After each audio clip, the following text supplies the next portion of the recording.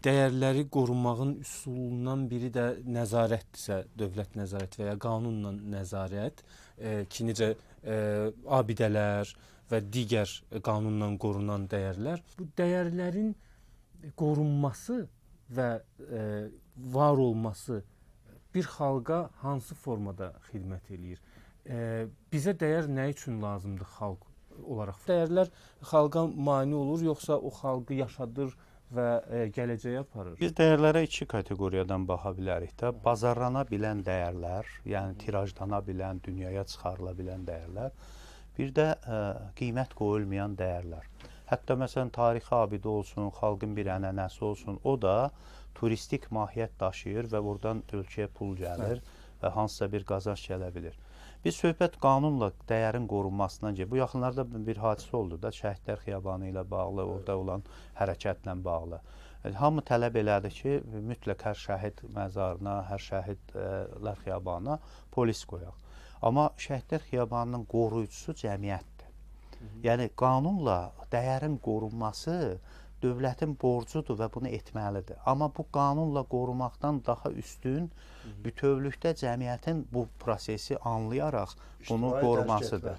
Və bir də əsas dəyərin qorunmasından daha çox, dəyəri də çıxardırsan zamanla rəqabətə, dəyər rəqabətə dözümlü olmalıdır. Bilirsiniz, bu rəqabətə dözümlü olmayan dəyər, əgər deyək ki, Azərbaycan üçün spesifik olaraq qalacaqsa, Niyə dəyər rəqabəti, niyə yarışdırır? Bilirsiniz, yarışdırmalısan ona görə ki, yarışdıranda bizdə axı ən böyük problem nədədir? Məsələn, milli mənəvi dəyərlər bizdə fond yaradılıb. Bu fond haran tabeliyindədir? Dini qurumlar üzrə Dövlət Komitəsinin. Amma Mədəniyyət Komitəsinin tabeliyində deyil, düzdürmü? Demək, bu fərq nədən göstərir? Demək, biz inanc cəmiyyəti olaraq burada olmalıdır bizim dəyərlərimiz. Amma düşüncə cəmiyyəti olaraq orada olmalıdır. Demək, biz burada ona görə rəqabətə çıxarmalıyıq ki, bir kültür, dəyər həm də bir kültür. Türkiyədə bunu daha yaxşı ayırırlar. Kültür, mədəniyyət. Bir kültür o vaxt mədəniyyətə çevrilir ki, bütün insanlığa uyğun gələn, onun rəqabətinə dözə bilən, onu hamının qəbul elədiyi bir şeyə çevrilir. Və bizdə bunun davasını aparmırıq. Bunu kültür səviyyəsində adını mədəniyyətdə qoysaq, bu lokal xarakterlidir.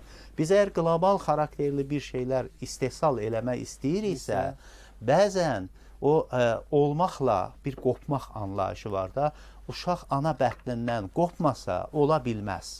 Biz bəzən özümüzün hansısa bir mühitimizdən, yanlışımızdan, hansısa bir bizə zərər vuran, buxov yaradan bir şeylərdən qopmasaq, biz ola bilməyəcəyik. Bax, bunun üzərində düşünməliyik və qloballaşma üzərində bir dəyərimizin kültür səviyyəsindən çıxaraq mədəniyyət amilinə çevrilməsinə çalışmalıyıq. Onda artıq biz vizyon olaraq da bir mühafizəkar, qoruyucu insan tipi yox, yaradıcı insan tipinə çevrilə biləcək.